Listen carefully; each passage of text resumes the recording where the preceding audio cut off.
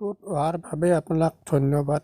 এইটো ভিডিঅ'ত জানিম যে আপুনি আপোনাৰ এণ্ড্ৰইড মোবাইলৰ পৰা যিবিলাক এপ আপুনি অৱশ্য ইনষ্টল বা ডাউনলোড কৰা নাই তথাপিও হয়, আনইনষ্টল কৰি দিলেও আকৌ ইনষ্টল হয়, সেইবিলাক কেনেকৈ আপুনি বন্ধ কৰিব সেই সম্পৰ্কে এই ভিডিঅ'টোত যদি জানিব বিচাৰে শেষলৈকে চাওক।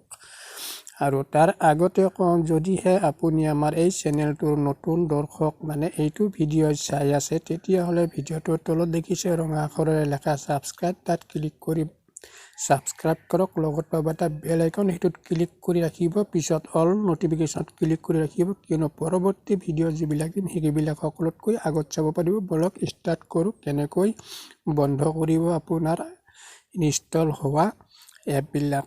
প্ৰথমে আপুনি আপোনাৰ মোবাইলৰ পৰা ছেটিঙত যাব। এইটো ছেটিঙত এটা ক্লিক কৰি দিয়ক। ক্লিক কৰি দিয়াৰ পিছত আপুনি এনেকুৱা চাব যে ইয়াতে আপোনাৰ ক'ৰবাত এটা ছিকিউৰিটি নামৰ এটা অপশ্যন আছে। আপুনি ছিকিউৰিটিটো বাছি উলিয়াই ল'ব। এই ছিকিউৰিটিটো ওলাই পেলাই আপুনি ছিকিউৰিটিৰ ওপৰত